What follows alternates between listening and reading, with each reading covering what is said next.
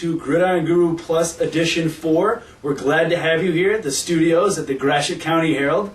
I'm Dave Boucher, staff writer, joined as always by fellow staff writer Curtis Wildfong and our publisher Tom McDonald. Last week in the high school picks, Tom led the pack with a perfect 5-0 score. Curtis and I were just behind with a 4-1 mark. So we have a full palette of football games to bring you right away, so let's get started here with Ashley against Coleman. The Bears enter this game with a 6-1 record. They're taking on the Comets, who are in 4-3. But this game could be a little bit closer than those records dictate. Yeah, I think this is going to be a game that a lot of people are just chalking up to Ashley without really looking at it. When you look into it, Coleman's, they're a pretty good team. They beat the teams they're supposed to beat this year, but then again, they've lost to the teams that are a little bit better than them, and I think Ashley's a little bit better than them. So I look at Coleman, I don't see anybody that really wows me on their team. Like you said, Ashley can be susceptible maybe to the big play. I don't see anybody on Coleman that can provide that big punch, except for maybe one of their backs. But I think it's going to be a close game, a defensive game, but I think Ashley's going to pull it out. I agree. I think Ashley is playing good ball this year, but I think Ashley's take this one this week by 2 touchdowns. I definitely agree. I think that's something that you guys brought up. Could be a game that maybe people in Ashley start to look over if you see that 4-3 record. But I think, like we talked about, Ashley, they're ready. This is a playoff year for them. 6-1 record. I think that they take the game 32-24 in a close contest. I'll give Ashley the win 20-8. Then we can roll into Alma. They face Bullet Creek at home. Alma, 3 in a row. They're on kind of a little streak here. Gave up quite a bit of points last week to a down team, but a win's a win, and they're facing another down team this week in Bullet Creek. So what do you guys think? Alma is, if they don't win this one by a large margin, I don't know what's wrong with them. I mean, I thought they'd take Shepherd hands down, and it was the last quarter before they took a lead. I mean, Shepherd had them down. But it's Bullet Creek. They're terrible. Alma takes it by 3 touchdowns. Now, terrible may seem like an unfair assessment coming from here, but really, they're 0-7.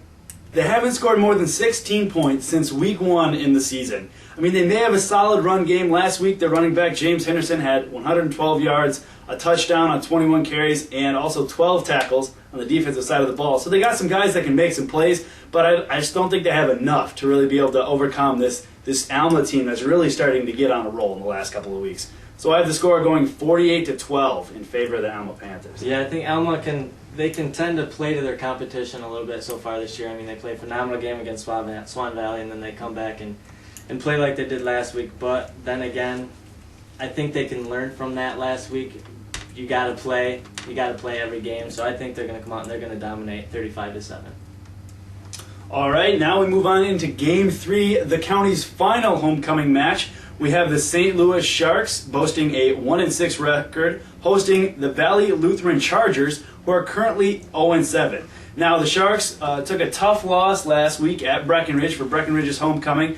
This contest, it may be between teams that aren't on the up and up right now, but it could be close, and it's going to be an exciting match, I think, for the St. Louis fans. Yeah, and it is going to be a close game, but like you said, it's a couple down teams in the TVC this year. Haven't really, combined for 1 win. I think the difference is going to be St. Louis in the first half. They've kind of tended to be a first half team so far this season. They were against Breckenridge last week again and then dropped off in the second half. The key is going to be how big of a lead can they get in the first half, and can they just hold on to that lead in the second half, but I think they do. You guys are really kind, because both these teams down. They've been down for years. Valley Lutheran is great in everything but football, and St. Louis has been fairly good in everything but football. This has to be one of the most boringest games we're going to see this week, but I take St. Louis by a touchdown. I think that, honestly, both of these teams, they've been able to score at times. St. Louis does have the most amount of points against Ithaca for the whole season. They put up 14 points. So I think that with Cody Thrush behind the center this week, he's going to be able to make some plays. He had a pick 6 last week against Breckenridge, which came through pretty big. So I think that there could be some points. Trying to make it an interesting match. I have St. Louis taking their homecoming 35-22. Yeah, I know last week Eddie Tucker was really frustrated at the end of the game with the way their offense was playing. I think he's really going to I think he's going to bust it loose on Valley Lutheran. I think he's going to score 3-4 touchdowns against them. I think St. Louis is going to win 42-20. And then we roll into our next game. We just talked about Breckenridge defeating St. Louis for Breckenridge's homecoming last week. They will play host to St. Charles, a little bit tougher opponent this week. Breckenridge at 4-3, St. Charles at 5-2. I think, again, like we said in the Ash game, this is going to be maybe a little bit closer than teams are people are thinking. I think Breckenridge can compete with St. Charles, though. What do you guys think? No. I watched them both play. St. Charles, I mean, yes, if they took it to them. But St. Charles is always a fairly tough team. And Breckenridge is coming on. I'll give them that. They played some tough ball lately. But St. Charles is by 3 touchdowns. Yeah, definitely. After that tough Ithaca loss, like we talked about with the Bulldogs, they came back and put up 48 and 50 points in their last 2 games. They're starting to go on a roll. I know that this is a must-win for the Breckenridge team. We talked about, they've got to get to 5 wins here, or 6, obviously, to assure them a playoff spot. They have a tough Ashley team following this game against St. Charles. I think they could be close, but Breckenridge is giving up 29 points a game. This is going to go down as their first home loss of the season. I have St. Charles taking it 38-28. Yeah, like you said, Breckenridge at home, they've won other home games this year. They've come out strong in their home games. Last week, they had a play drawn up on Monday to go against St. Louis, and on that first play, they scored. Coach knew they were going to score. They come out with the right game plan. They're going to come out fired up. St. Charles, playoff hopes, but it's just not going to last. St. Charles is just going to be proved to be too much in the end, and I think St. Charles is going to win 28-21. All right, now we move on to Fulton. The Pirates take on a 6-1 Saranac team. They're coming off just a devastating loss at homecoming last week to PW. The score went down 21-20. The Pirates dropped the game in the final seconds, and quarterback Zach Baker knew that his guys are going to be ready, even though after this tough loss, they'll be prepared for this week's upcoming game. Bunch of fighters. We're family. We so close to a game that could have went either way, a bounce of a ball, but there's no other team that I think I'd want to go to battle with than these guys right here. Yeah, Fulton last week, it's so sad because they played so well. They had that game won until the last few minutes, and that's just a real heartbreaker for their 4th loss this season. It's going to be tough for them to get into the playoffs. I don't know if they can recover from a loss like that last week. I don't know if their minds are still going to be in it, if their motivation is still going to be there against a good Saranac team. It's going to be tough. I think Saranac's going to pull it off. I agree.